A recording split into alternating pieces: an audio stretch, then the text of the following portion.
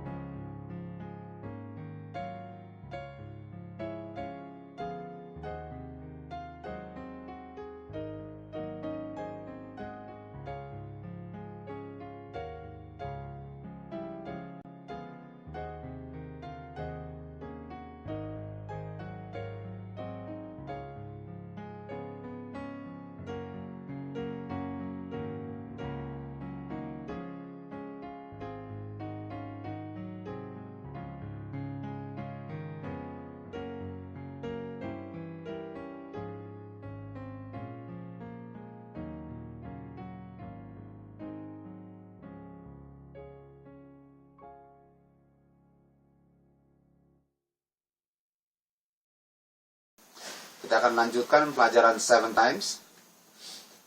Dan kita akan ulang lagi sedikit minggu lalu, karena kalau mau lanjut sekarang, itu ada berhubungan dengan minggu lalu. Jadi harus ulang sedikit yang minggu lalu. Dan yang kita akan pelajari ialah pemercikan 7 kali setelah seseorang diampuni. The sprinklings of 7 times after forgiveness. Jadi ini adalah pemercikan 7 kali setelah orang itu diampuni.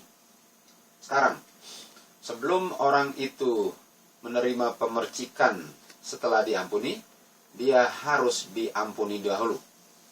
Tentu saja. Dan untuk diampuni, orang ini harus mengalami 7 times forgiveness. Betul?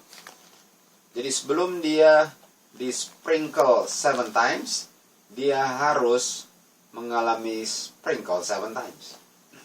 Dan sprinkle 7 times pertama adalah pengampunan dosa yang sempurna. Dan sprinkle 7 times setelah pengampunan dosa, karakternya harus dirubah sampai sempurna. Jadi kita akan ulang sprinkle setelah orang itu diampuni dosanya. 1 Yohanes 1 ayat 9. Mari kita buka sama-sama.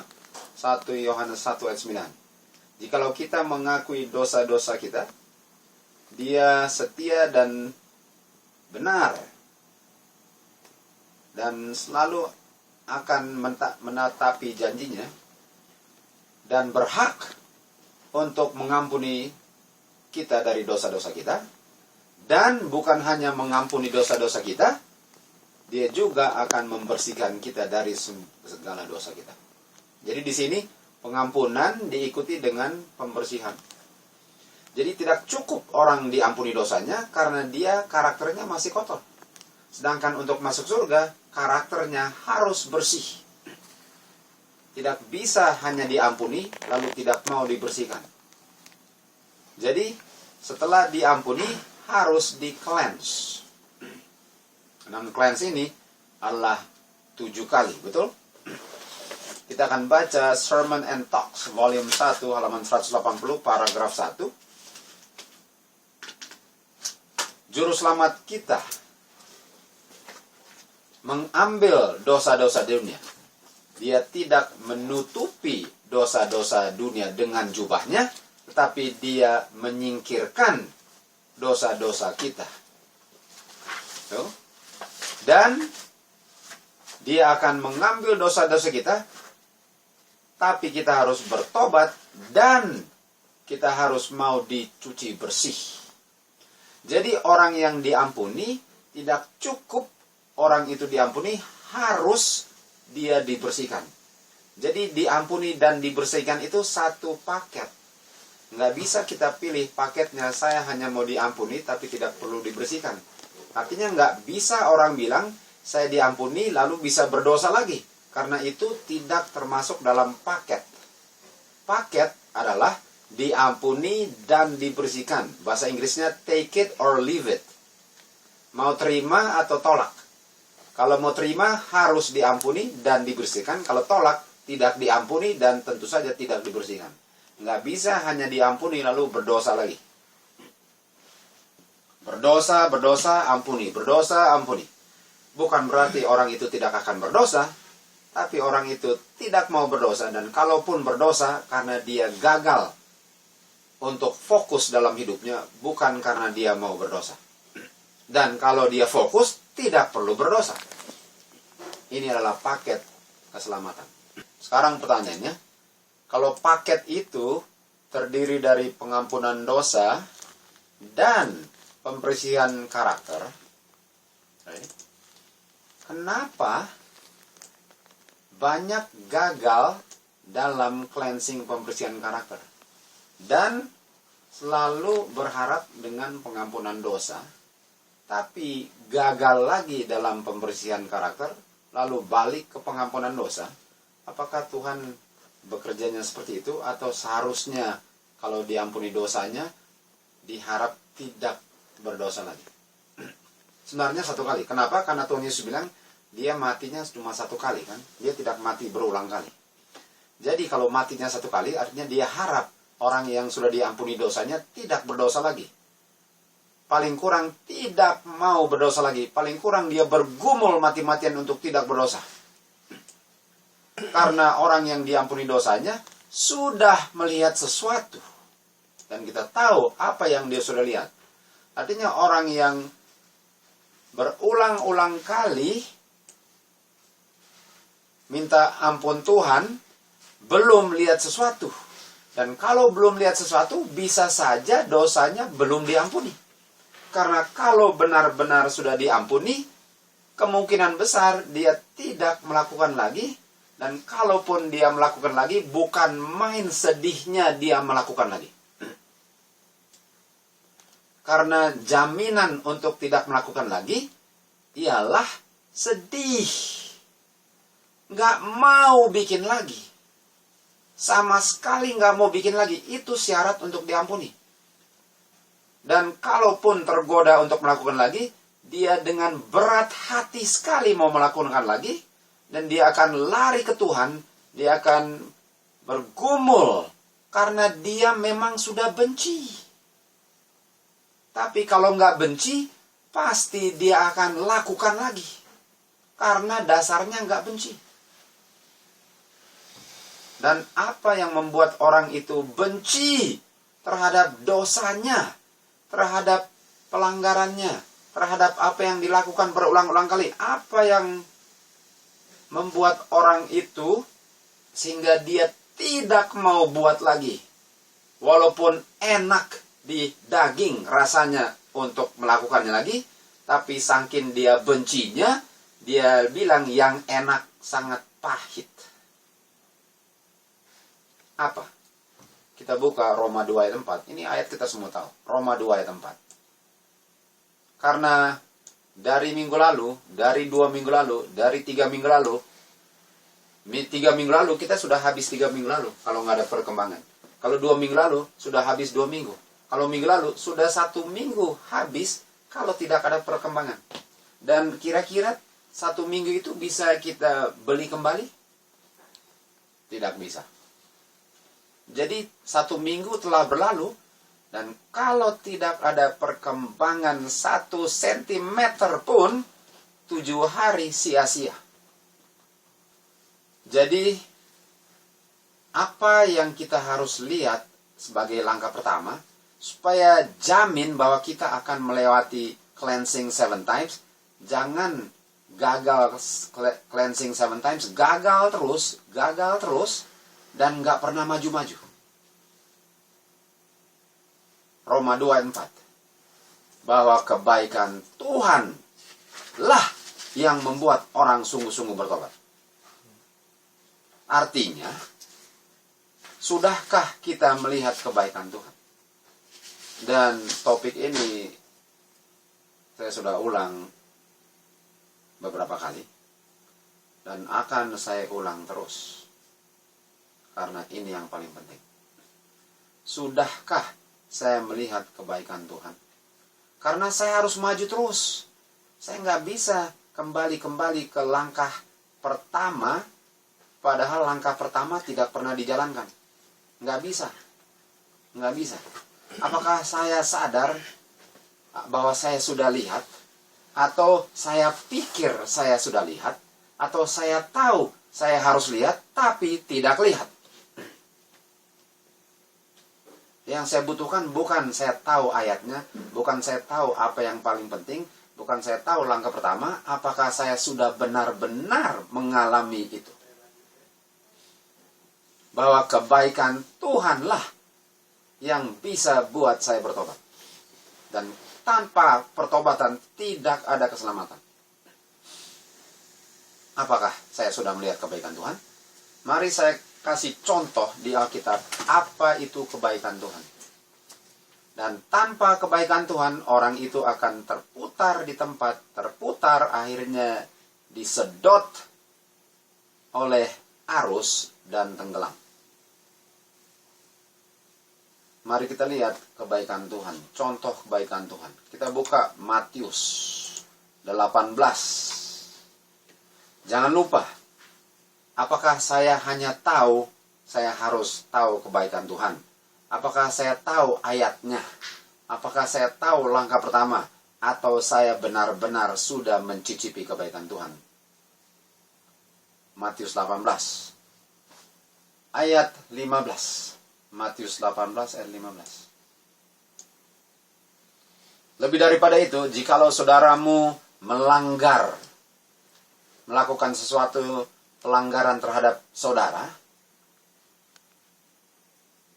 pergi dan tunjukkan kesalahannya antara dia dengan saudara. Oke, kita loncat saja karena ini terlalu banyak kalau kita ke situ. Kita langsung loncat ke ayat 21 lah. Matius 18 ayat 21. Oke. Jadi ini soal pengampunan dosa kan, atau memperbaiki persoalan antara dua orang dan sebagainya. Ayat 21, lalu Petrus telah mendengar pengampunan dosa, dia tanya kepada Tuhan. Petrus, tentu saja, Petrus yang selalu paling pertama untuk memberi komentar. Dan datanglah Petrus kepada Tuhan Yesus dan berkata, Tuhan, berapa sering saudara saya, setelah dia berdosa terhadap saya, perlu saya ampuni dia? Dan Petrus bilang, 7 kali. Ini 7 kalinya kan? 7 kali. Dan 7 kali di sini melambangkan apa? 7 kali. Jadi Petrus berkata kepada Tuhan Yesus, berapa kali perlu saya mengampuni saudara saya yang berdosa atau melakukan pelanggaran? 7 kali? Ingat, 7 kali artinya 7 kali. Untuk Petrus, 7 kali artinya 7 kali. 1, 2, 3, 4, 5, 6, 7. Tapi Tuhan Yesus bilang apa? Saya bilang bukan 7 kali, artinya bukan sekedar 7 kali. 1, 2, 3, 4, 5, 6, 7. Tapi 70 kali 7. Artinya sampai tuntas. Jadi ini bukan soal hitungan. 7 kali bukan soal hitungan. Walaupun banyak contoh hitungan Naaman dan 25-20. Tapi 7 kali artinya sampai tuntas. 70 kali 7 artinya 490. Bukan berarti 490. Tapi ini melambangkan panjang sabar Tuhan. Dan itu dibuktikan 490 dalam nubuatan. Tapi kita nggak akan ke situ. Lalu Tuhan Yesus kasih contoh. Mari kita lihat contohnya. Mari kita lihat contoh Tuhan Yesus. Oke? Dan contohnya di ayat 23. Matius 18 ayat 23. Matius 18 ayat 23. Ini adalah contoh daripada pengampunan Tuhan Yesus. 490 kali, betul? 490 kali. Tapi 490 kali juga melambangkan bahwa ada batasnya. Di mana Tuhan akan mengampuni. Artinya, kalau saya diampuni terus tanpa cleansing, artinya saya ulang-ulang terus karena nggak di-cleanse, ada batasnya. Mari kita lihat batasnya. Matius 18:23. Ini kebaikan Tuhan. Oleh sebab itu, kerajaan surga seperti seorang raja yang sedang membuat perhitungan akan perbuatan hamba-hambanya. Sementara dia mulai memperhitungkan atau mulai investigate, ada seseorang yang dibawa di hadapannya yang menghutang dia 10.000 talenta. Dan dia tidak bisa bayar hutang 10.000 talentanya. Dan tuannya memerintahkan dia untuk dijual, istrinya dijual, anak-anaknya dijual, dan semua yang dia miliki dijual sampai hutangnya yang tidak pernah akan bisa dibayar. Dan hamba ini jatuh tersungkur dan menyembah tuannya dan berkata, "Tuan, sabarlah dengan aku sampai aku membayar semuanya," padahal dia nggak akan bisa bayar. Artinya, sabar sampai tidak ada ujungnya. Karena dia nggak bisa bayar. Sabar sampai bisa bayar, padahal nggak bisa bayar, artinya tolong sabar selama-lamanya tanpa sadar, itu artinya. Tolong sabar selama-lamanya. Tapi nggak bisa Tuhan sabar selama-lamanya, karena ada batasnya. Mari kita lihat cerita seterusnya. Dan tuannya tergerak hatinya. Dan melepaskan dia dan mengampuni semua hutangnya. Dan setelah orang hamba yang berhutang itu bilang, "Sabarlah kepada aku," padahal dia nggak bisa bayar, jadi sabarnya selama-lamanya. Artinya, tuannya tergerak hatinya dan melepaskan dia dari semua hutangnya dan mengampuni semua hutangnya. Jadi, Tuhan menunjukkan kesabarannya dengan mengampuni semua hutangnya, bukan karena orangnya itu berhak, tapi karena tergerak hatinya. Jadi pengampunan dosa itu karena tergerak hati Tuhan. Bukan karena kita sanggup membayar. Bukan karena kita berhak ada kredit. Karena Tuhan punya hati tergerak. Atau karena kasihnya. Okay? Kira-kira orang yang diampuni semua hutang yang tidak bisa dia sambut, apakah bagi dia itu kebaikan Tuhan? Dan kebaikan Tuhan karena Tuhan itu baik. Betul. Kira-kira orang yang sudah melihat kebaikan Tuhan, bisakah cepat melupakannya kalau tidak diulang-ulang kembali kebaikan Tuhan? Jadi, sementara dia sedang menikmati hidup tanpa hutang yang dia tidak bisa bayar, hamba yang sama menemukan teman hambanya yang hutang kepada dia 100 talenta. Bukan talenta, 100 dinar, yang kalau dia hutangnya 1 pantai pasir, sekarang temannya hutang 1 butir pasir. Dan dia letakkan tangannya di orang yang menghutang, di lehernya, dan dia bilang, bayar 1 pasir yang kamu utang. Bayar 1 pasir. Padahal dia baru diampuni pasir sebesar 1 pantai. Sekarang dia menuntut 1 butir pasir. Sekarang pertanyaannya, kenapa dia memperlakukan saudaranya tidak sesuai dengan bagaimana dia telah diperlakukan tuannya? Karena dia lupa akan kebaikan Tuhan. Dia lupa betapa hidupnya sangat berhutang budi akan kebaikan Tuhan, tapi dia lupa itu, dia memperlakukan orang seakan-akan dia tidak pernah melihat kebaikan Tuhan. Dan oleh sebab itu, dia jatuh terus di tempat yang sama. Kenapa? Karena tidak mengulang-ulang merenungkan kembali betapa baiknya Tuhan dalam kehidupannya. Kalau kita lupa untuk merenungkan betapa kita hidup ini 100% bergantung akan kebaikan Tuhan, kita akan memperlakukan orang lain dengan tidak baik.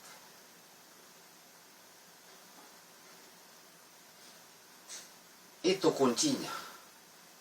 Kenapa orang tidak pernah menjalankan cleansing 7 times? Selalu harus diampuni dosanya tanpa di cleansing, karena dia tidak menggunakan waktunya dengan bijaksana untuk merenungkan kebaikan Tuhan yang menjadi penyebab kenapa dia masih bernapas. Coba pikir, apakah saya berhak untuk bernapas sekarang? Tidak. Apakah saya berhak untuk menyanyi? Tidak. Apakah saya berhak untuk kedip mata saya? Tidak. Apakah berhak untuk tidur kalau capek? Tidak. Apakah berhak untuk lari? Tidak. Apa yang saya lakukan yang hak saya? Tidak ada. Sebenarnya manusia keturunan Adam tidak ada di permukaan bumi. Artinya semua yang dia nikmati hasil 100% pemberian kebaikan Tuhan. Dan manusia cepat sekali lupa itu. Bahwa seakan-akan saya berhak untuk diperlakukan dengan adil dan baik, padahal dia harus lenyap dari permukaan bumi kalau Tuhan tidak baik kepada dia. Apakah kita tidak melihat kebaikan Tuhan? Bagaimana kita memperlakukan saudara-saudara kita? Sangat menunjukkan apakah kita melihat kebaikan Tuhan atau hanya menghafal ayatnya. Padahal sudah di ujung akhir zaman kita hidupnya. Dan apa yang terjadi dengan orang ini? Di Matius 18. Dan dibilang, kamu harus bayar semua hutang saya. Dan orang yang menghutang 1 butir pasir dibandingkan 1 pantai, jatuh tersungkur sebagaimana dia jatuh tersungkur, dan memohon sebagaimana dia memohon, dan bilangnya sama, sabar sampai saya bayar 1 butir pasirnya. Sementara dia baru bilang, sabar sampai saya bayar pasir sebesar 1 pantai. Sama.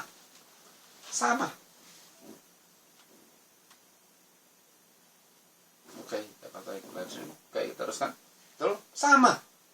Tapi dia lupa itu. Dia lupa. Dia baru bilang yang sama, lebih besar. Lalu orang bilang yang sama, jauh lebih kecil. Tapi dia nggak ingat itu. Kenapa? Karena dia tidak menghargai apa yang baru dia terima. Jadi temannya melihat perbuatannya, mereka sangat sedih. Dan bilang kepada tuannya apa yang dia lakukan. Dan tuannya memanggil dia, dan dia bilang, kamu hamba yang jahat. Saya telah mengampuni semua hutang yang kamu tidak mampu bayar dalam kehidupanmu, karena kamu inginkan, bukan karena kamu berhak. Tidakkah kamu patut melakukan temanmu sebagaimana aku berkemurahan bagi engkau? Tuannya sangat marah dan dikirimnya untuk dibinasakan di tempat pembuangannya sampai semua hutangnya dia bayar, dan dia tidak mampu bayar, artinya dia hilang selama-lamanya. Kenapa? Karena dia tidak memperlakukan saudaranya sebagaimana Tuhan telah memperlakukan dia lebih besar hutangnya. Bagaimana saya memperlakukan saudara saya adalah pantulan sudah melihat kebaikan Tuhan atau belum. 1 Yohanes 4 ayat 20. Mari kita ke 1 Yohanes 4 ayat 20. 1 Yohanes 4 ayat 20. Jikalau seseorang bilang, saya cinta Tuhan, tapi dia tidak mencintai saudaranya, dia adalah seorang pembohong. Karena bagaimana dia bilang dia cinta Tuhannya yang mengampuni dia, sementara dia sedang mencekik saudaranya di lehernya. Bagaimana itu? Nggak bisa. Kita jangan hanya tahu harus melihat kebaikan Tuhan. Kita harus melihat kebaikan Tuhan. Karena kalau tidak lihat, saya jamin saudara-saudara, kalau tidak lihat, saya jamin tidak akan melihat wajah Tuhan Yesus muka dengan muka. Tidak akan. Dan waktu sudah tambah sempit. Waktu sudah tambah sempit, saudara-saudara. Dan ini waktu untuk 7 times cleansing enggak berlaku 1 malam. Cleansing 7 times ini sampai murni semurni Tuhan Yesus. Jadi nggak akan terjadi overnight. Akan ada struggle. Akan ada pergumulan. Tapi jangan pergumulan kita dengan orang lain. Harus pergumulan kita dengan kita. Pergumulan kita itu harus melawan diri sendiri. Jangan dengan orang lain. Ini sangat penting. Itu 7 times itu lawan diri sendiri. Sampai 100% mirip Tuhan Yesus. Dan kalau kita lihat, orang yang sedang bergumul saja rasanya lama, apalagi yang nggak bergumul. Bukan main, tidak akan mencapainya. Amsal 4:18 kita semua tahu. Jalan orang yang sudah diampuni dosanya, tambah lama tambah sempurna. Sampai sempurna. Artinya harus maju dan naik terus. Maju dan naik. Minggu lalu punya kelemahan, bukan kelemahan minggu ini. Karena minggu ini saya temukan kelemahan yang lain dan baru yang saya tidak tahu saya miliki minggu lalu. Jangan minggu lalu saya deal tahun depan. Tambah lama, tambah mirip Tuhan Yesus. Karena waktu sudah mau habis. Sangat singkat waktunya. Nggak ada waktu untuk main-main. Nggak ada waktu untuk tidak membenahi diri. Apakah yang saya mau lakukan dan saya rencana mau melakukan itu? Apakah itu sedang membuat saya tambah lama tambah seperti mirip Kristus? Saudara-saudara, satu kali kelak panggilan ini saudara tidak akan dengar lagi. Panggilan ini satu kali kelak tidak akan didengar lagi. Dan mudah-mudahan saudara-saudara bisa masak masakan sendiri, jangan makan masakan orang lain. Pelajaran apa itu? Pelajaran the famine, masa kelaparan. Satu kali kelak saudara harus bisa menghangatkan diri kalau dingin. Harus bisa pasang api sendiri kalau dingin. Jangan mengharap orang lain yang panasin terus. Karena satu kali kelak akan ada masa kelaparan. Dan orang yang tidak bisa memanaskan dirinya sendiri akan mati kedinginan. The famine. Akan ada masa kelaparan. Harus bisa berdiri sendiri secara spiritual.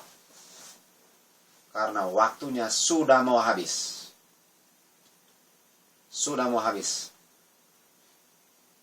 Sekarang, bagaimana saya bisa menjadi terang?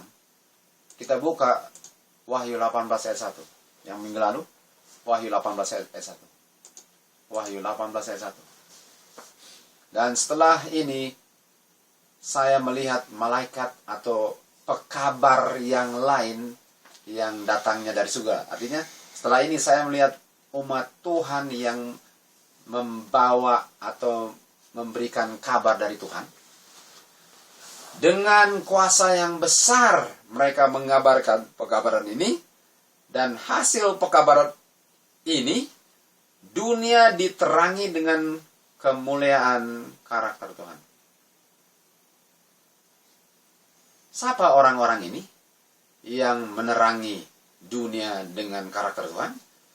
Mereka adalah orang-orang yang sudah di-cleanse 7 times. Sehingga mereka menjadi pantulan murni terang Tuhan. Mari saya baca Review and Herald, Mei 29 tahun 1888, paragraf 1. Pekabaran Tuhan zaman masa kini harus dikabarkan ke seluruh dunia. Tetapi ada yang tidak peduli akan ajaran firman Tuhan, dan mereka yang menerima tanggung jawab untuk menerangi orang lain, harus mereka sendiri diterangi. Tuh. Jadi untuk menjadi terang kepada orang lain, orang yang menjadi terang sendiri harus diterangi. Sekarang, bagaimana kita diterangi? Bagaimana supaya kita bisa menerangi orang lain? Karena kita sendiri sudah diterangi. Kita tahu ayatnya. Mazmur 119 ayat 130. Masuknya firman Tuhan memberi terang dan pengertian bagi yang sederhana. Jadi, hanya orang yang sederhana yang bisa menjadi terang karena firman Tuhan masuk. firman Tuhan yang masuk itu apa? Apa firman Tuhan yang masuk? Firman Tuhan yang masuk adalah perintah Tuhan. Karena Yesaya 30 ayat 21 dikatakan, di saat firman masuk, dia memberi instruksi untuk menurut. Untuk menurut. Dan penurutannya itu tambah lama, tambah akan membuat dia lebih terang. Tambah lama, tambah terang. Dan tidak ada seorang pun yang akan menerima, tidak ada orang akan menerima meterai, sementara ada satu cacat. Satu cacat saja. Jadi mari kita tanya sama-sama. Saya tanya diri saya, saudara tanya diri saudara. Berapa cacat? Dan cacat itu baru muncul atau yang sama? Saudara punya cacat ada berapa? Dan apakah cacat itu baru ditemukan atau yang 2 tahun yang lalu punya? Atau tahun lalu punya? Atau minggu lalu punya? Apakah saudara deal dengan cacat yang sama? Saudara-saudara, ini keselamatan saya. Testimoni 5, 2:14, 2:16. Di saat undang-undang dijalankan, meterai sudah dicap dan karakter mereka tidak akan dicemarkan lagi karena satu cacat pun tidak ada. Apakah kita sudah mendekati itu, saudara-saudara? 7 times cleansing. 7 times cleansing.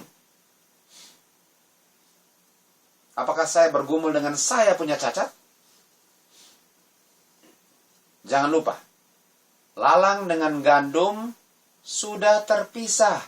Lalang di ladang gereja, gandum di luar ladang yang mengaku sebagai gereja. Dan yang di luar ladang sedang sibuk untuk menghasilkan dia punya gandum.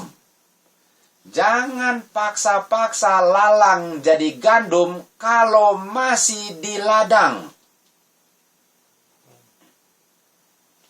Nggak akan lalang jadi gandum kalau masih di ladang. Atau jangan harap lalang jadi gandum. Lalang akan jadi lalang karena lalang itu lalang.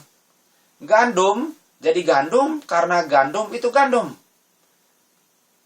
Jadi kalau tidak mau tinggalkan ladang, jangan harap untuk menjadi gandum. Saya mau tanya sekarang. Di Oregon sini, kita kasih bersih halaman.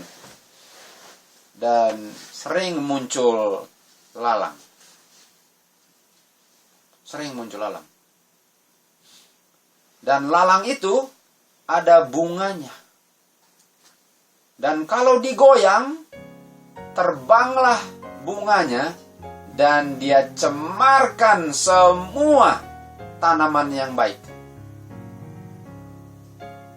Semua tanaman yang baik. Bagaimana kita menggoyang lalang? Bagaimana kita digoyang lalang? Dengan menghasut-hasut lalang. Dengan kita menghasut lalang, kita akan goyang bunganya dan tercemarlah semua yang dekat-dekat lalang. Karena lalang sudah mau dibakar. Kita harus sibuk untuk kita punya gandum. Kalau mau jadi lalang, silahkan. Kalau mau jadi gandum, kerjakanlah gandummu sekarang sebelum habis waktunya. Jangan buang waktu dengan orang yang tidak ada keinginan untuk jadi lalang, terjadi gandum. Jangan buang waktu Karena nggak bisa kita mempengaruhi orang lain, kecuali kita sendiri sudah menjadi terang yang murni. Akan terjadi perpisahan. Dan perpisahan sudah dinubuatkan. Akan ada orang Farisi di akhir zaman. Harus digenapi. Dan orang Farisi tidak akan bertobat, kecuali Nikodemus, yang benar-benar cari kebenaran, bukan cari hal. Are you working out your salvation with fear and trembling? Ini adalah 7 times yang kita harus jalankan. Kita belajar 7 times bukan hanya untuk cari tahu apa arti 7 times. Kita belajar 7 times supaya kita jalankan 7 times dengan fear and trembling. Itu pelajaran 7 times bagian keempat. Mari kita mulai 7 times bagian kelima sekarang.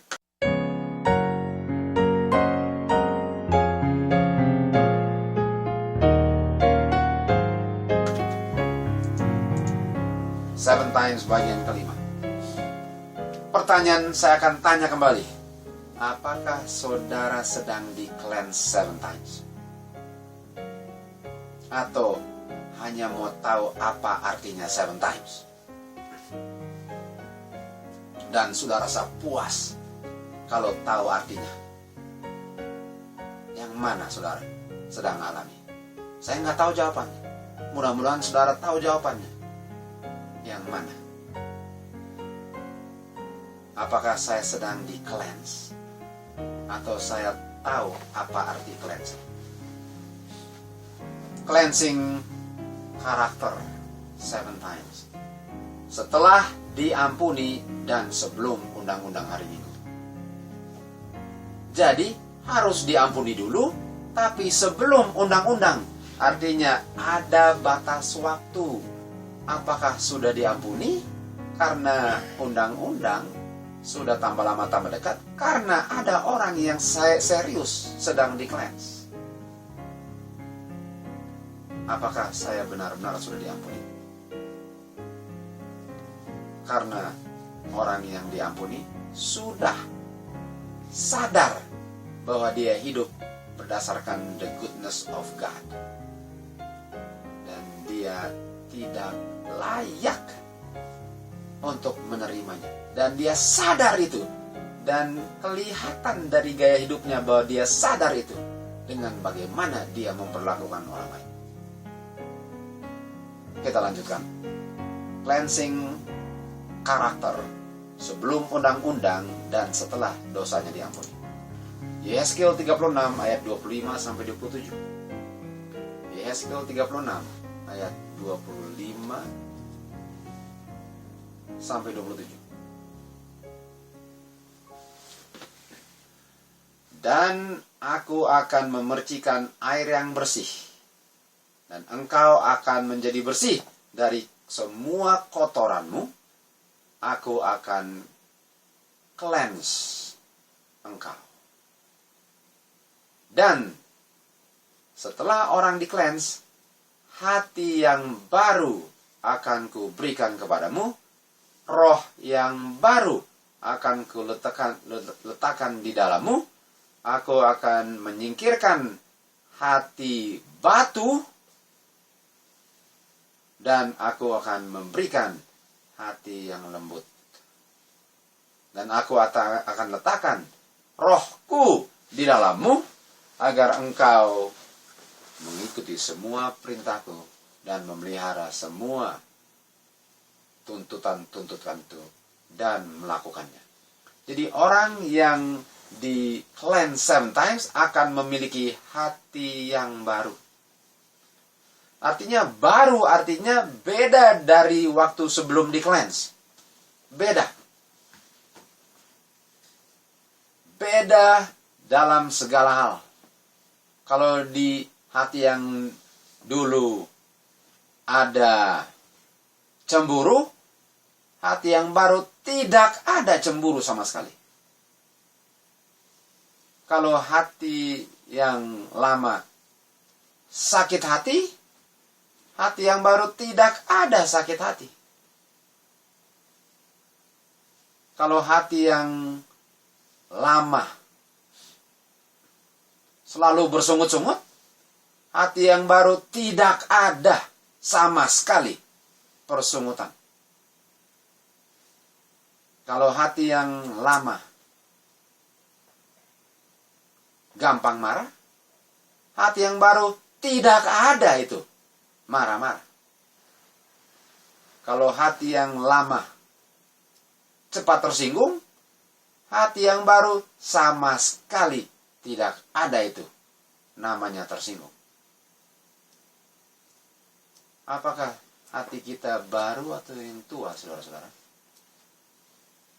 Kita punya hati yang tua atau yang baru? Dan itu hasil daripada cleansing.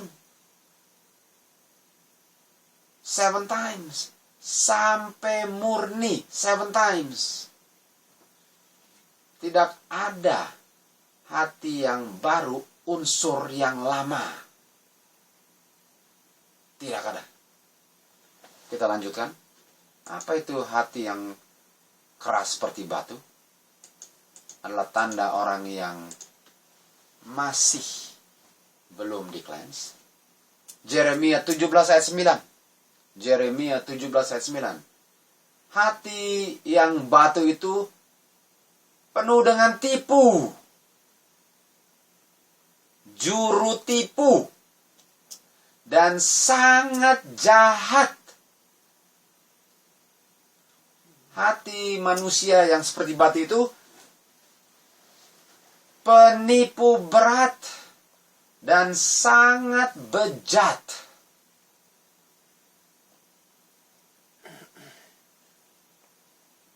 Kalau saudara bilang hati saya nggak seperti itu, saudara sedang menggenapi ayat ini. Karena hati itu tipu diri. Dan saya juga. Semua punya hati tipu dan jahat. Tidak ada yang terkecualikan kecuali Tuhan Yesus. Itu hati yang batu. Kita teruskan. Matius 12 ayat 33 sampai 35. Matius 12 ayat 33 sampai 35. Mari kita lihat hati yang lama. Kalau orangnya mau baik, untuk membuat pohonnya baik dan buahnya baik, atau pohonnya tidak baik dan buahnya tidak baik. Karena pohon dikenal dari buahnya. Lalu dikatakan, oh generasi ular beludak. Bagaimana kamu yang jahat bisa berbicara yang baik? Karena keluar daripada hati, keluarnya di mulut. Artinya kalau keluar di mulut, itulah isi hatinya. Oh, saya nggak maksudkan itu. Kalau sudah keluar, itu yang dimaksudkan. Oh, bukan itu maksud saya. Kalau keluar, itu maksudnya. Oh, cuma bercanda. Kalau bercanda, itu yang keluar. Dan kalau keluar, itulah isi hatinya. Kenapa? Kenapa kita bilang cuma bercanda? Kita mau memperbaiki yang tidak baik. Atau kita mau tutup mulut kita dengan daun arah. Oh, bukan itu maksud saya, daun arah. Cuma bercanda, daun arah. Itu maksudmu. Karena itu keluar dari hatimu. Orang yang baik karena hatinya baik. Orang yang jahat karena hatinya jahat. Tuhan bilang, orang yang di-cleanse hatinya akan baik. Artinya, kalau hati yang baik, semua yang keluar dari mulutnya tidak akan tidak baik. Dan menyakiti orang lain. Tidak akan. Saudara-saudara bilang, Tuhan Yesus menyakiti orang lain. Bukan, Tuhan Yesus mau menyelamatkan orang lain. Orang lain tidak mau diselamatkan, seakan-akan Tuhan Yesus punya kata-kata tidak baik. Semua yang keluar dari mulut Tuhan Yesus baik untuk keselamatan kita. Bagaimana si penerima yang menentukan apakah baik atau tidak baik bagi dia. Tapi firman Tuhan baik. Artinya kalau kita ngomong tegas dan benar, itu baik. Walaupun yang terima bilang tidak baik. Apakah untuk keselamatan kebaikan orang kita bicara? Oke, saya mau kasih tunjuk sesuatu. Mari kita lihat isi hati manusia. Ini hati manusia. Ini Markus 7 ayat 21 sampai 23. Ini isi hati manusia ya. Saya nggak tahu kalau saudara-saudara bisa lihat. Mudah-mudahan bisa lihat. Markus 7, 21, 23. Ini isi hati manusia. Yang belum menjalankan 7 times cleansing. Pertama, pikirannya jahat. Kalau pikirannya jahat, yang keluar kira-kira yang baik? Ya, tidak. Evil thoughts. Adulteries, perzinahan. Oh, saya tidak berzina. Langgar satu, langgar semua. Fornication, percabulan. Ini isi hati orang yang tidak di-cleanse, yang belum diampuni dosanya. Percabulan. Membunuh. Apa itu membunuh? Membenci tanpa alasan yang baik. Dan hanya Tuhan yang bisa kasih alasan yang baik. Membunuh. Kita tahu di Matius 5. Tidak baik sama orang, tanpa alasan membunuh. Mencuri. Merampok.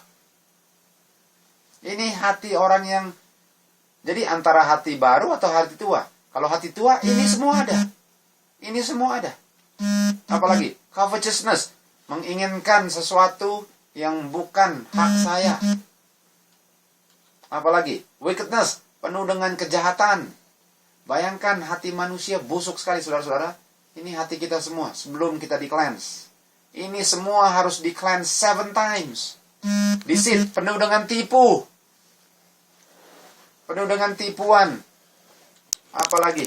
Lasciviousness. Kita tahu lasciviousness. Sangat menginginkan dan mengiyakan keinginan daging.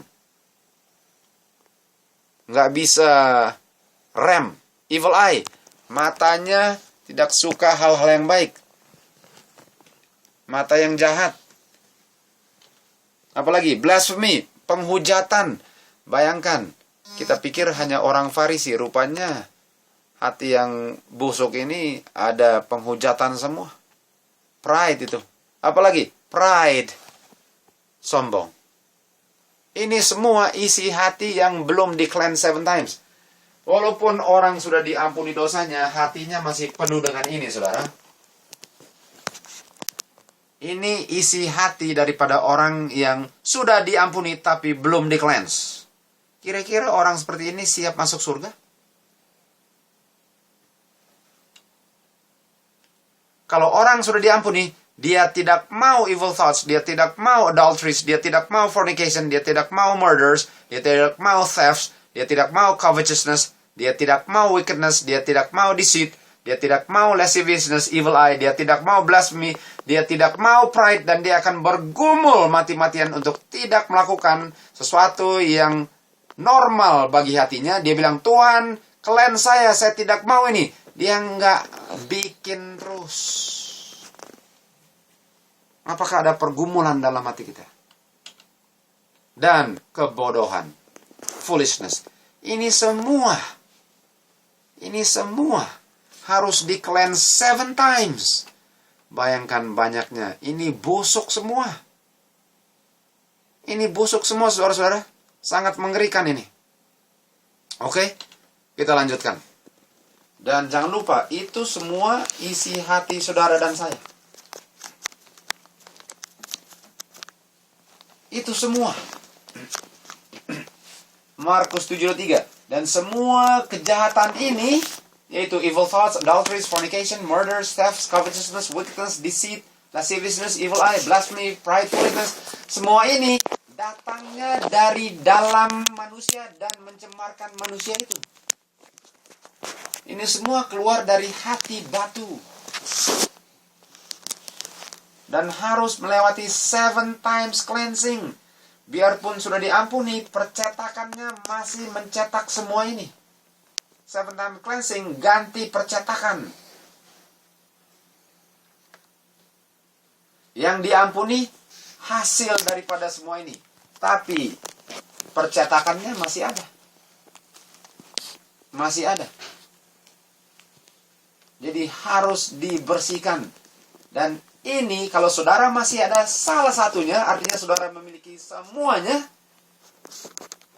kerjakanlah dengan takut dan gentar ini semua sampai 7 kali murni. Apakah ada waktu untuk bikin yang lain-lain? Seakan-akan banyak waktu dan gampang untuk diselesaikan satu malam kelar. Ini semua akan mencemarkan orang itu. Hati atau pikiran seseorang itu sama dengan pabrik percetakan kebusukan-kebusukan. Dan itu yang harus di-cleanse 7 times. Setelah hasilnya atau buah-buahnya atau perbuatannya diampuni dan orang ini menyesal walaupun percetakannya masih ada. Dia bilang, Tuhan tolong ganti percetakan saya. 7 times cleansing. Mari kita lihat hati yang lembut. Kalau hati yang keras tadi, Tuhan bilang saya akan berikan hati daging atau hati yang lembut, bukan yang keras. Mari kita lihat hati yang lembut. Apa itu hati? Daniel 5 ayat 20 katakan, hati adalah pikiran. Jadi untuk memiliki hati yang baru, sebenarnya hati itu jantung ya, karena hati itu liver. Tapi hati menjadi bahasa Indonesia, padahal itu sebenarnya liver. Apa itu liver? Liver adalah organ penyaringan tubuh di mana semua racun kotoran disaring oleh liver. Kira-kira orang tanpa liver bisa nggak bersih dia? Nggak bisa. Kalau livernya sudah sakit, artinya tubuhnya penuh dengan racun. Dan orang ini akan cepat menurun kesehatannya dan akan mati. Tenggelam dengan racunnya. Jadi kita lihat betapa pentingnya liver itu. Tapi heart itu jantung. Dan tanpa jantung bagaimana bisa pompa? Nggak bisa. Dan heart itu sama dengan mind, pikiran seseorang. Okay? Jadi untuk menerima heart atau jantung atau hati yang baru, dia menerima pikiran yang baru. Daniel 5:20. Mari kita lihat apa hati yang baru itu atau pikiran yang baru. Filipi 2 ayat 5-8. Ini yang Tuhan akan berikan. Dia bilang, biarlah pikiran yang berada dalam Kristus berada di dalammu. Let this mind be in you. Walaupun Tuhan Yesus adalah sama dengan Bapa, tapi dia kosongkan dirinya dan menjadi seorang hamba budak. Dan menjadi seperti budak dan menjadi manusia. Dan sementara menjadi manusia, dia rendahkan dirinya dan menurut sampai mati, sekalipun kematian kayu salib. Artinya, untuk memiliki hati pikiran yang baru, hati dan pikiran yang baru itu sangat tidak mementingkan diri sendiri, karena dia sadar bahwa kehidupannya sangat bergantung akan kebaikan Tuhan, di mana tidak ada hak sedikit pun dia bisa banggakan akan dirinya kenapa dia hidup. Jadi kalau saya sadar saya ini tidak layak untuk hidup, dan saya tahu siapa yang memberikan saya kehidupan itu, bukankah saya akan sangat rasa appreciate atau menghargai pemberi kehidupan itu, karena saya tidak sadar, saya tidak layak. Dan apakah saya punya sikap sangat berterima kasih. Dan saya akan perlakukan orang lain bukan main. Dengan baiknya berdasarkan bagaimana saya sudah diperlakukan dengan baiknya. Dan saya akan tunjukkan penghargaan saya dengan menurut semua perintah orang yang baik terhadap saya. Walaupun mati sekalipun, karena memang gak layak untuk hidup, harus mengerti itu. Kita harus mengerti. Kenapa kita harus menurut? Bukan karena harus menurut, karena saya mau menurut. Karena kehidupan saya sangat bergantung akan kebaikan yang saya tidak layak terima. Malahan rela mati untuk orang yang begitu baik sama saya. Kalau kita melihat kebaikan Tuhan. Dan itu adalah orang yang memiliki hati yang baru. Dia akan sangat menghargai kehidupan ini. Galati 2:20. Dia akan mati akan keinginannya. Dia akan salibkan keinginannya. Dia tidak mau melayani keinginannya walaupun enak kalau dilayani. Kenapa? Karena dia sangat menghargai Tuhan Yesus yang begitu baik kepada dia. Dia tidak tega untuk menyakiti hati Tuhan Yesus dengan hidup untuk melayani dirinya sendiri. Tidak akan. Sebaliknya, kalau dia tidak pernah melihat itu, dia akan selalu dengan senang hati dan dengan cepat akan melayani keinginan dagingnya. Karena dia tidak sadar betapa baiknya Tuhan akan hidupnya. Saya mati agar Kristus hidup dalam aku. Sudah lihat itu, saudara? Untuk saya di-cleanse, harus mati. Mati artinya apa saja agar Kristus yang begitu baik hidup dalam saya, walaupun saya mati sekalipun. Mati artinya menderita, tidak melayani keinginan daging. Penting sekali. Ini saya rasa adalah pelajaran yang paling penting dari semua yang kita pelajari. Karena ini praktek. Apakah saya alami ini? Apakah saya sudah melihat kebaikan Tuhan yang bukan main saya tidak layak terima? Apakah saya gunakan waktu sebelum tidur untuk baca? Dan waktu bangun, renungkan. Dalam kerja, renungkan betapa semua yang saya lakukan ini karena Tuhan Yesus punya kebaikan. Dan saya tidak layak. Itu tanda orang yang menerima hati yang baru. Jantung yang baru. Hati, liver yang baru. Mana-mana. Semuanya baru. Mari saya tunjukkan sesuatu. Saya bisa tunjukkan lagi.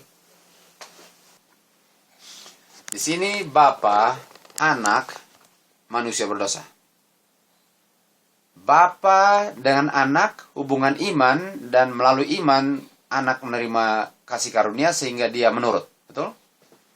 Dan sekarang penurutannya diterima oleh manusia melalui iman, dan melalui iman dia memperoleh kasih karunia sehingga dia pun mempertahankan penurutannya. Retain justification. Betul? Kita sudah belajar ini minggu lalu kan? Ini hubungan orang yang just dan tetap just. Sekarang. Kan? Saya ulang lagi. Untuk orang yang mau di-cleanse 7 times, dia harus mempertahankan justification dengan selalu menurut, karena dia ada hubungan iman. Melalui iman dia memperoleh grace untuk mempertahankan penurutannya. Dan dia tambah lama, tambah terang. Atau inilah posisi di mana orang itu di-cleanse karakternya. Ini posisi di mana orang itu diberikan hati yang baru. Ini kan? Sudah lihat? Oke. Itu dulu, kita lanjutkan terus. Sekarang, Adam sebelum jatuh dalam dosa. Adam sebelum jatuh dalam dosa. Mari kita baca. Adam sebelum jatuh dalam dosa. Manuscript Releases, volume 16, halaman 86, paragraf 2. Kekuatan yang digunakan untuk menyerang Adam yang menyebabkan jatuhnya, atau apa itu kekuatan yang menyerang Adam sehingga Adam jatuh? Betul? Atau apa yang menyebabkan Adam jatuh? Serangan seperti apa yang menyebabkan Adam jatuh? Ini jawabannya.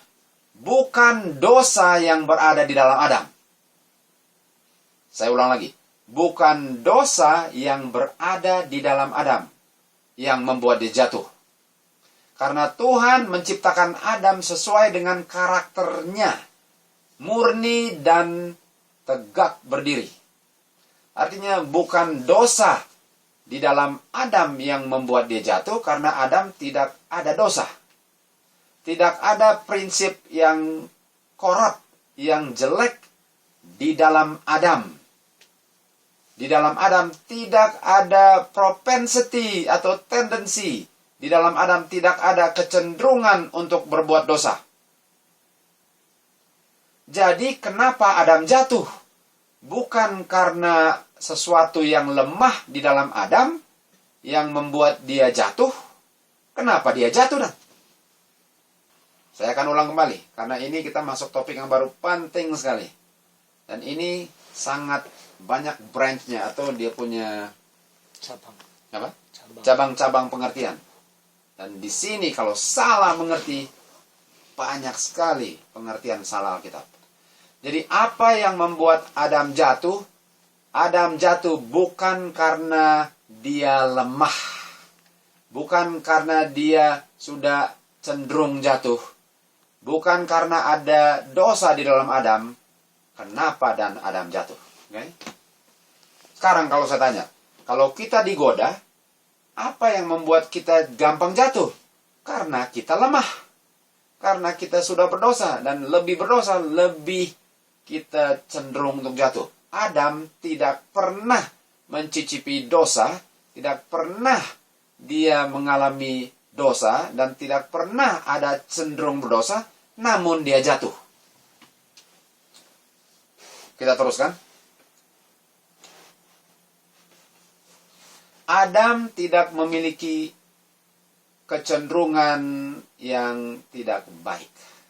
Tidak ada. Saya mau kasih contoh.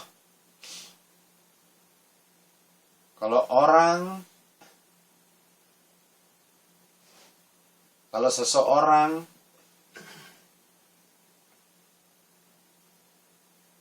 pergi ke Las Vegas, lalu masukkan $1 di slot machine di Las Vegas, lalu keluarnya $1 million, kira-kira dia mau kembali lagi nggak? Atau paling kurang ingatan Las Vegasnya positif atau negatif? Positif. Karena Las Vegas telah memberikan dia satu kenangan yang menyenangkan dagingnya. Dan jikalau dia digoda untuk pergi lagi, dia tidak berat untuk menerimanya, karena dia ingat betapa nikmatnya pengalamannya di Las Vegas. Orang ini memiliki kecenderungan untuk kejahatan. Ada yang tanya, apa salahnya menang 1 million di Las Vegas? Itu namanya berjudi di kota dosa.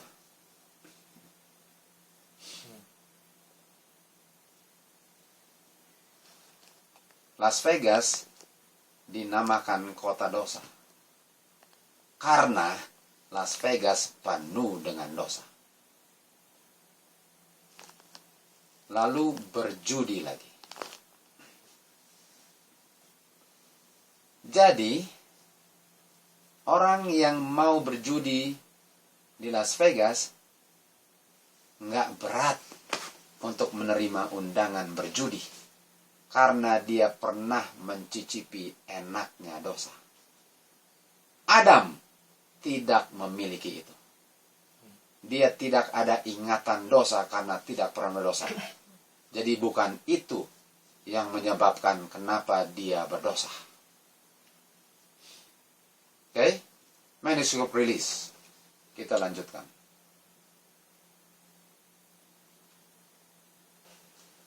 Adam di hadapan malaikat Tuhan tidak bercacat.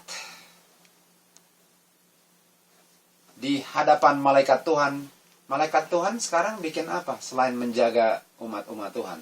Mencatat semua perbuatan saudara dan saya. Dan di hadapan malaikat, Adam tidak didapati satu noda. Hal-hal ini tidak bisa dijelaskan. Tapi, banyak hal yang tidak dimengerti akan dijelaskan di saat Tuhan Yesus datang. Baik, kita teruskan. Jadi pertanyaannya, kenapa Adam berdosa? Tapi kita nggak akan tekankan kenapa Adam berdosa. Kita mau lihat apa yang Adam turunkan setelah dia berdosa. Oke? Topik diskusi tentang kenapa Adam berdosa itu bukan topik yang kita akan bahas. Yang kita mau bahas ialah apa yang Adam turunkan setelah dia berdosa. Setelah dia berdosa, setelah dia mencicipi dosa, apa yang kita terima sebagai benihnya? Adam tidak memilikinya, tapi waktu dia memilikinya, apa yang dia turunkan? Roma 5 ayat 12. Oleh sebab itu, sebagaimana karena satu orang dosa masuk ke dunia ini. Oke, saya mau tekankan. Oleh sebab itu, bukan karena satu orang berdosa, tapi karena satu orang dosa masuk. Bukan karena satu orang berdosa, dosa masuk. Bukan itu bacanya. Karena satu orang dosa masuk. Bukan karena satu orang berdosa, dosa masuk. Apakah mengerti perbedaannya?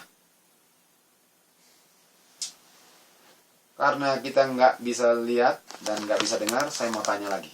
Apakah tahu perbedaannya? Karena satu orang, koma, dosa masuk, dengan karena satu orang berdosa, koma, dosa masuk. Apakah tahu perbedaannya, Gedi? Bisa kelihatan perbedaannya? Ulangin Mbak Randy, saya nggak mengerti. Oke. Apakah Jimmy, Steven, Joy, Saudara Jamie, Inkan, dan yang di live stream mengerti apa yang saya mau terangkan? Jadi Roma 5:12 di belakang, wherefore, oleh sebab itu, sebagaimana oleh satu orang berdosa masuk ke dalam dunia, dan itu bacanya bagaimana?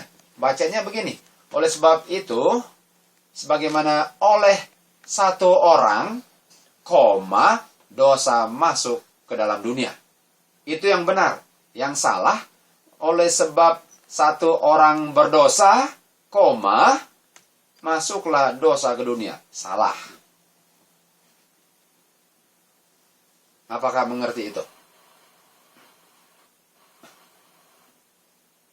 Harus tahu di mana komanya. Oke? Jadi di sini karena satu orang punya tanggung jawab, dosa masuk. Bukan karena satu orang berdosa, dosa masuk. Bukan. Beda sekali. Apakah mengerti itu? Walaupun satu orang itu berdosa. Walaupun satu orang itu berdosa. Jadi bacanya harus begini. Oleh sebab karena satu orang, koma, dosa masuk ke dunia ini. Bukan karena satu orang berdosa. Kenapa? Mari kita baca terus. Oleh sebab satu orang, Adam, atau oleh sebab Adam, dosa masuk. Bukan karena Adam berdosa, dosa masuk. Bukan itu. Oleh sebab Adam, dosa masuk ke bumi, bukan karena Adam berdosa, dosa masuk. Dan maut, hasil dosa.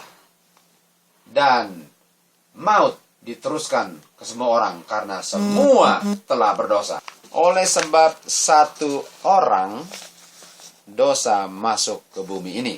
Dan satu orang itu adalah Adam. Oke? Karena Adam, dosa masuk ke dunia ini, bukan karena Adam berdosa, dosa masuk. Beda. Nanti kita akan jelaskan. Jadi, Adam punya dosa, bukan kenapa kita berdosa. Oke? Adam punya dosa, bukan kenapa kita berdosa. Tapi karena Adam, kita jadi berdosa. Bukan karena dosanya, tapi karena Adam. Pertanyaannya, karena Adam punya apa? Oke. Apakah mengerti itu? Lalu kita sudah masuk doktrin berat ini.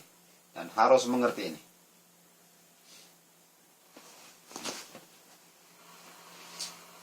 Oke. Jadi karena Adam, ada sesuatu daripada Adam sehingga kita berdosa. Bukan karena dosa Adam kita berdosa. Karena Adam punya sesuatu kita berdosa. Oke. Kita teruskan. Lebih kita baca, lebih kita akan mengerti. Mari kita baca Yehezkiel 18 ayat 20. Yehezkiel 18 ayat 20. Jiwa yang berdosa, jiwa itu harus mati. Orang yang berdosa itu harus mati atau akan mati, betul? Apa itu ayat anjurkan apa? Atau ayat itu bilang apa? Bahwa orang yang mati karena dia yang berdosa. Jadi kalau kita ulang ke Roma 5 ayat 12, karena satu orang Adam berdosa, jawabannya harusnya apa? Adam harus mati. Tapi di sini dibilang karena satu orang semua mati. Sudah mengerti saudara-saudara? Betul kan? Karena Adam, kalau kita baca karena Adam berdosa, Adam yang harus mati. Di sini karena satu orang berdosa, semua mati. Artinya nggak bisa dibaca satu orang berdosa, karena satu orang dosa masuk, dan semua berdosa, dan semua harus mati. Apakah mengerti itu? Gedi sudah mengerti? Iya, Kak Randy sudah mengerti. Oke. Terima kasih. Oke. Jadi yang lain sudah mengerti? Jadi apakah saya bertanggung jawab untuk dosa Adam? Tidak. Tapi kenapa saya mati? Kalau saya mati karena saya berdosa. Tapi apakah dosa saya karena Adam punya dosa? Tidak. Saya mati untuk saya punya dosa, Adam mati untuk Adam punya dosa. Jadi apa yang membuat saya berdosa dan bukan dosa Adam? Walaupun dosa Adam ada peranannya, tapi saya mati bukan karena dia berdosa. Walaupun saya mati hasil dia berdosa, tapi bukan dosanya yang membuat saya mati. Sudah lebih jelas kan? Dosa Adam menghasilkan saya mati karena saya berdosa. Hasil dosa dia bukan karena dosa dia. Oh, penting sekali itu. Oke? Ada yang bilang sesuatu? Oke? Oke? Oke. Makanya kita sekarang ke Yehezkiel 18:20. Seseorang yang berdosa, dia yang akan mati. Lalu diteruskan, seorang anak tidak akan memikul kejahatan bapa, bapa pun tidak akan menanggung dosa anaknya. Artinya, anak akan mati untuk dosa anak, bapa akan mati untuk dosa bapa. Atau bapa kita ganti dengan Adam, anak kita ganti dengan kita. Jiwa yang berdosa, jiwa itu yang mati. Keturunan Adam tidak akan memikul dosa Adam, Adam pun tidak akan memikul dosa keturunannya. Betul? Jadi, saya mati karena dosa Adam atau karena pengaruh dosa Adam? Saya mati karena dosanya Adam atau karena hasil Adam berdosa? Karena hasil Adam berdosa, bukan karena dosanya Adam. Oke? Make sure mengerti itu semua. Make sure mengerti. Kita teruskan sekarang. Artinya, apakah dosa diteruskan, diwariskan kepada keturunan?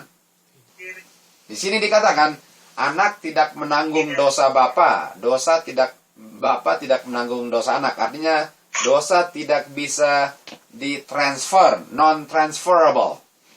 Seperti tiket kapal terbang, non-transferable. Kalau beli, harus orang yang beli naik tiket. Jadi, Adam berdosa, Adam harus mati untuk dosanya. Saya berdosa, saya harus mati untuk dosa saya.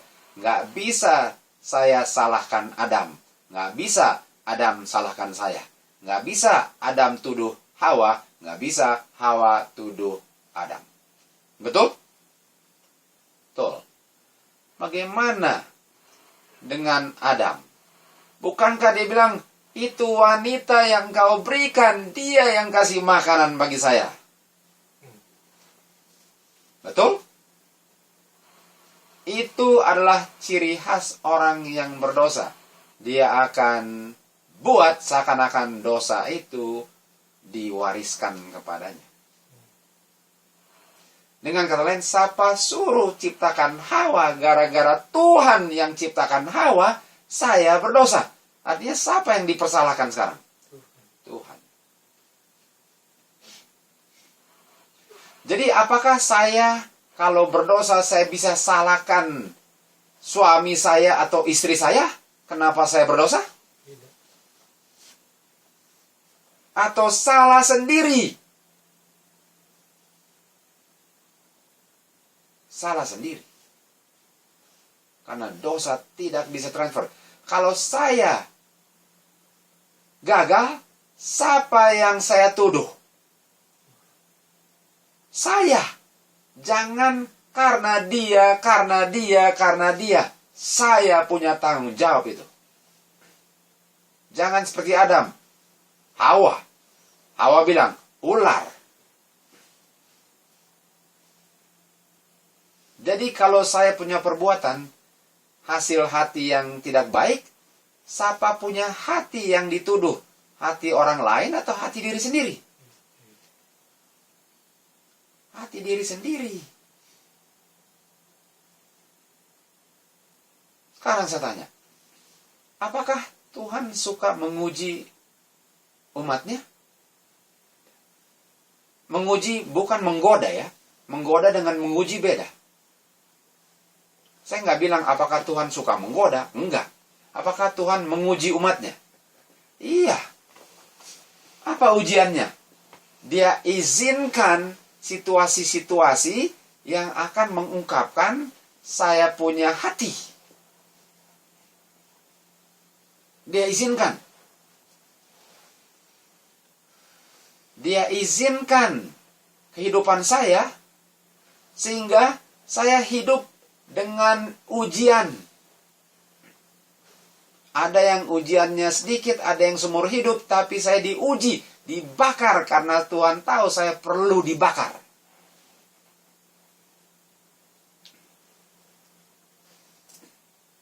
Dan kira-kira ujian paling besar saudara-saudara di mana? Di mall?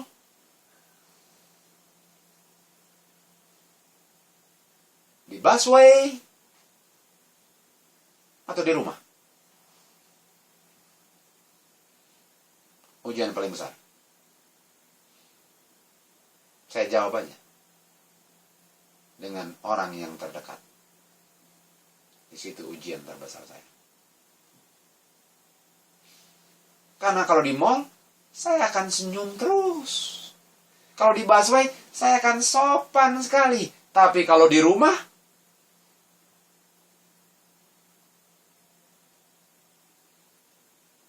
dan apakah saya akan salahkan orang lain? Kenapa Tuhan? Kenapa Tuhan ciptakan Hawa? Kenapa Tuhan izinkan ini? Saya mau cerita tentang teman saya yang dulu. Ada teman saya dulu. Dan istri saya sangat tahu siapa ini. Tentu saja saya nggak akan bilang namanya. Sebelum dia menikah, dia bilang dia berdoa kepada Tuhan. Tuhan, kalau Tuhan izinkan saya menikah dengan wanita ini, kalau tidak, tolong bilang, saya tidak mau menikah. Tentu saja, jawabannya tidak datang seperti yang diharapkan, lalu dia menikah. Karena dia harap Tuhan bicara dalam mimpinya, lalu bilang, jangan. Dia menikah.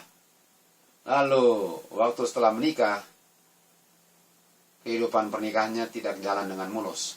Dan dia marah sama Tuhan. Kenapa Tuhan dulu saya berdoa? Kenapa Tuhan izinkan saya menikah dengan orang ini? Harusnya Tuhan bilang, jangan menikah. Kenapa Tuhan izinkan saya menikah dengan orang ini? Sekarang hidup saya menderita, dia bilang. Dia tuduh Tuhan. Karena Tuhan tidak amarkan dia waktu dia minta. Bisa saja dengan menikah dengan orang ini terungkaplah kelemahannya supaya dia perbaiki. Supaya diperbaiki. Supaya masuk surga. Tapi dia tuduh Tuhan, kenapa nggak jawab sekarang menderita hidup saya? Dia serang Tuhan, seakan-akan Tuhan tidak jawab doanya. Dan oleh sebab itu dia marah sama Tuhan. Kenapa hidupnya menderita? Kenapa istri saya seperti ini? Padahal, puji Tuhan, dia punya karakter diungkapkan melalui hubungan mereka yang harusnya diperbaiki dengan pertolongan Tuhan. Malah dia tuduh Tuhan.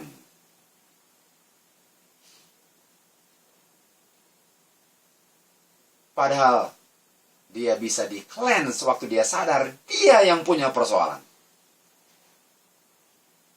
Sudah lihat saudara-saudara? Adam dan Hawa punya tuduhan diulang sampai akhir zaman.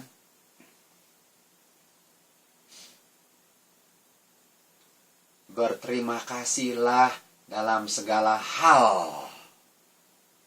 Karena semua itu untuk kebaikan saudara dan saya. Supaya masuk pintu gerbang surga dengan senyum dari telinga sampai telinga. Tapi Tuhan izinkan ini semua supaya saya bisa masuk kerajaan surga. Give thanks always to God.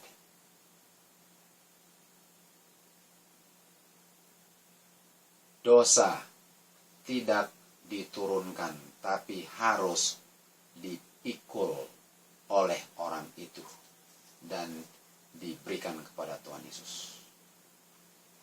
Kita teruskan. Jadi, kalau dosa tidak diturunkan, apa dan yang diturunkan Adam? Betul? Kalau dosa itu tidak diturunkan Adam, apa tanggung jawab Adam sehingga saya menderita tahun 2014 ini? Apa tanggung jawab Adam? Yaitu bukan dosanya. Ini pertanyaan yang kita mau dijawab. Yohanes 9 ayat 1 sampai 3. Yohanes 9 ayat 1 sampai 3. Dan sementara Tuhan Yesus melewati tempat itu, dia melihat seseorang yang buta dari lahir. Jadi orang ini buta seketika dia dilahirkan ke bumi ini sudah buta. Dan murid-muridnya bertanya kepada Tuhan Yesus, Tuhan, siapa yang bertanggung jawab akan butanya? Siapa yang berdosa sehingga orang ini buta? Orang ini atau orang tuanya? Saya mau tanya, Saudara Jamie Sanger, sesuai dengan Yeskiel 18 ayat 20, kira-kira siapa yang bertanggung jawab akan buta daripada orang ini? Karena pertanyaannya, siapa yang berdosa sehingga anak ini buta? Orang buta atau orang tuanya? Sesuai dengan Yeskiel 18:20, siapa yang bertanggung jawab akan buta? Karena ditanya siapa yang berdosa. Artinya pengertian murid-murid, karena dia buta, antara orang ini berdosa di dalam kandungan atau orang tuanya berdosa waktu anaknya di dalam kandungan. Siapa yang berdosa sehingga dia buta? Yang di ayat 3 dia bilang bukan orang ini, bukan juga parents ya. Tapi pertanyaan kita, siapa yang berdosa dan? Karena dia lahir buta. Karena dibilang yang berdosa bukan Tidak ada dia, kan, Ustaz? betul? Tidak. Tapi jadi karena jawabannya bukan orang tua dan bukan dia kan? Diturunkan. Betul. Karena dibilang bukan orang tua, bukan dia. Jadi sekarang pertanyaannya, apa itu buta? Apa itu buta dan? Apa itu buta? Buta itu hasil dosa, betul? Betul nggak? Buta itu hasil orang tua berdosa? Tidak. Buta itu hasil orang buta berdosa? Tidak. Jadi buta itu hasil apa dan? Hasil dosa, tapi tadi katakan dosa harus ditanggung sendiri. Saudara Jamie apa? Adam. Oke, hasil dosa Adam atau dosa Adam? Anak ini? Itu jawabannya. Terima kasih. Bukan karena Adam berdosa orang ini buta, tapi hasil daripada dosa Adam beda sekali. Hasil dosa Adam dengan dosa Adam beda. Dan jawabannya, bukan orang tua, bukan orang ini, tapi karena Adam berdosa, hasilnya orang ini buta. Itu jawabannya. Jadi yang diturunkan dosa Adam, benar atau salah? Salah. Apakah yang diturunkan hasil daripada dosa Adam? Iya. Iya. Betul. Jadi karena Adam berdosa, hasil dosanya lah yang diturunkan sehingga orang ini buta.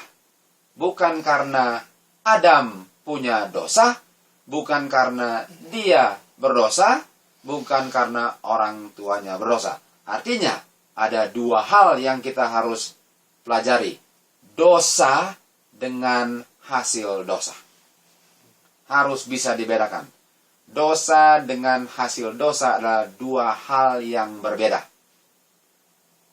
Dan yang diturunkan hasil dosa bukan dosanya. Yang diturunkan bukan dosanya, tetapi hasil dosanya. Betul. Orang ini buta karena Adam berdosa. Tapi butanya bukan karena dosa Adam. Tapi karena hasil daripada dosa Adam dia buta. Jadi apakah ada juga tanggung jawab Adam? Ada.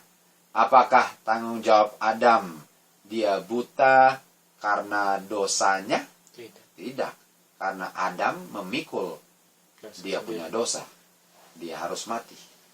Tapi pikulannya itu sebenarnya dipikul Tuhan Yesus. Tetapi hasilnya harus semua keturunan Adam pikul. Dan keturunan Adam memikul hasil dosa itu namanya apa? Ini bukan curse, kan? Curse. 7 times curse itu jawabannya. 7 times curse itu dia jawabannya. 7 times curse itu harus dipikul semua keturunan Adam. Dan Adam juga. 7 times curse, betul sekali. Karena kita sedang belajar apa? 7 times curse. Dan apakah orang bisa mengelak dirinya dari 7 times curse? Tidak. Tidak bisa. Dan apakah blindness itu 7 times curse? Iya. Apakah karena orang tua berdosa? Tidak. Dia berdosa? Tidak. Adam berdosa? Tidak. Tapi hasil Adam 7 times curse. Gitu dia. Betul sekali. Oke? Oke. Kita akan lanjutkan. Kita akan lihat summary-nya sekarang. Buta bukan hasil daripada dosa daripada orang yang buta atau orang tua orang buta, tapi hasil efek daripada dosanya Adam. Betul? Buta bukan karena orang yang buta punya dosa, karena dia lahir-lahir buta, masa dia berdosa di dalam kandungan? Bukan juga karena orang tua punya dosa, tapi hasil pelanggaran Adam. Itu buta, 7 times curse. Adam mewariskan hasil dosanya, bukan dosanya. Adam mewariskan hasil efek dosa, bukan dosanya. So, Roma 3 ayat 20 dan Roma 7 ayat 9. Kalau saudara membaca situ. Kita teruskan. Hasil daripada dosa namanya tendencies atau propensity atau principles to sin. Lah yang diturunkan kepada keturunan Adam. Jadi hasil dosa bahasa Inggrisnya tendency, propensity atau principles. Itu adalah kecenderungan untuk berdosa. Itu yang diturunkan kepada keturunan Adam. Karena pelajaran ini sangat penting dan bisa menjadi sangat rumit, saya mau berhenti di sini dulu dan kita akan lanjutkan minggu depan. Yang paling penting sekarang ialah saya harus di-cleanse. Dan kita akan belajar apa yang akan di-cleanse. Minggu depan kita akan belajar apa yang perlu di-cleanse. Tapi jangan lupa, saya tidak akan di-cleanse kalau saya lupa Matius 18. Saya nggak akan berbuat baik kepada siapapun kalau saya tidak sadar betapa baiknya saya punya dosa diampuni Tuhan. Dan tidak layaknya saya hidup di dunia ini kalau bukan karena kebaikan Tuhan. Dan bagaimana saya memperlakukan orang lain tergantung dari apakah saya sudah sadar bahwa hidup saya ini 100% bergantung kepada kebaikan Tuhan. Itu yang perlu ditekankan sekarang. Minggu depan kita akan lihat apa yang di-cleanse 7 times. Yang di-cleanse 7 times bukan dosa, karena dosa sudah diampuni, tapi kecenderungan dosa, karakter kita. Propensity, principles, dan tendency lah yang di 7 times cleanse. Itu adalah pelajaran untuk minggu depan. Jadi yang paling penting sekali lagi yang saya mau tekankan ialah jangan lupa kebaikan Tuhan yang menjadi penyebab kenapa saya hidup sekarang. Dan kalau saya ingat itu menjadi dasar kehidupan saya, bagaimana saya akan memperlakukan orang lain. Dan siapa saja yang berpapasan dalam kehidupan saya. Saya tidak layak. Dan berdasarkan itu, begitulah saya akan memperlakukan orang lain. Bapa di surga, kami sangat berhutang budi akan kebaikan-Mu. Kami sadar Tuhan bahwa kami tidak layak untuk hidup di dunia ini, kalau bukan karena kebaikan-Mu yang diungkapkan melalui anak-Mu. Kami tidak memiliki hak apapun. Hak asasi kami adalah untuk mati, karena kami telah melanggar berulang-ulang kali. Di dalam kesempatan untuk hidup pun kami melanggar, seakan-akan kami berhak untuk hidup. Di dalam kesempatan hidup pun kami dengan seenaknya menunjukkan kesombongan hati kami, menunjukkan kekerasan, menunjukkan ketidaksabaran, menunjukkan sakit hati, menunjukkan cemburu. Di dalam kesempatan untuk kebaikan Tuhan, kami pun lalai berulang kali. Kiranya malam ini adalah malam di mana kami sadar Tuhan, bahwa kami sama sekali telah tidak menghargai kebaikan Tuhan. Dan karena itu, kami mau disadarkan dan tidak perlu lagi kami ulang-ulang dosa yang sama lagi. Tidak perlu lagi. Karena kalau kami ulang setelah mendengar pekabaran ini, kami tidak tahu berapa panjang sabar Tuhan dalam kehidupan kami. Dan kami sedang melakukan dosa presumptuous, bahwa Tuhan akan mengampuni dosa kami dan memberikan kesempatan walaupun tidak ada kemajuan sama sekali. Terima kasih Tuhan. Terima kasih untuk teguran Tuhan yang sangat tajam dan keras. Karena tanpa ini kami akan terbuai, tidur, nyenyak, dan hanyut semuanya. Kiranya pelajaran ini bukan membuat orang sakit hati, dendam, dan tersinggung. Tapi kiranya pelajaran ini membuat kami sangat berterima kasih akan kebaikan Tuhan. Karena semua teguran Tuhan adalah berdasarkan kasih Tuhan yang sudah diungkapkan melalui anak-Mu Tuhan Yesus. Kami akan berpisah dengan saudara-saudara kami di Colorado, California, dan di mana saja, dan di Indonesia, Jakarta, dan di Manado, dan di mana saja yang sedang mengikuti. Karena kami semua benar-benar menyadari betapa gentingnya jam-jam di mana kami sedang hidup sekarang. Dan tidak ada waktu untuk hidup seakan-akan tidak ada akhir zaman. Sementara hidup di ujung daripada hari zaman. Walaupun sibuk dalam kehidupan kegiatan hari-hari, itu bukan alasan untuk bisa lupa akan kebaikan Tuhan. Tidak ada alasan. Terima kasih Tuhan untuk kebaikan Tuhan. Jangan singkirkan Roh-Mu dalam kehidupan kami. Karena tanpa Roh-Mu kami sudah dijamin akan hilang dan akan dikuasai setan 100% Tuhan. Kami tidak inginkan itu. Terima kasih Tuhan untuk kebaikan-Mu. Kami mau merubah kehidupan kami. Mulai malam ini bertekad untuk menderita, untuk menelan perasaan-perasaan, tuduhan-tuduhan.